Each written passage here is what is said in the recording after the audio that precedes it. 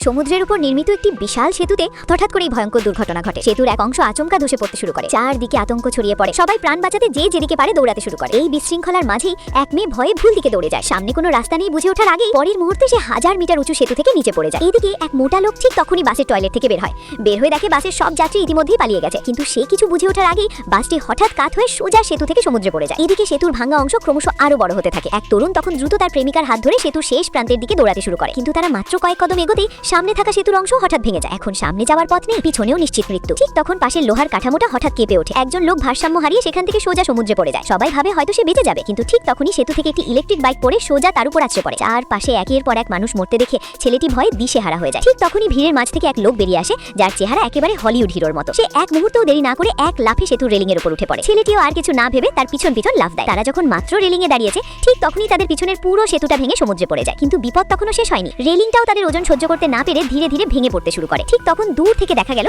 একটি স্টিলের কাঠামো বোঝাই ট্রাক দ্রুত তাদের দিকে ছুটে আসছে। ভয়ে ছেলেটির অবস্থা এতটাই খারাপ হয়ে যায় যে সে প্রায় অজ্ঞান হয়ে পড়ে। কিন্তু হঠাৎই দৃশ্য বদলে যায়। ছেলেটি চোখ খুলে দেখে সে শান্তভাবে বাসের সিটে বসে আছে। তখন সে বুঝতে পারে এতক্ষণ যা কিছু ঘটেছিল সবটাই ছিল তার দিনের বেলা দেখা একটি স্বপ্ন।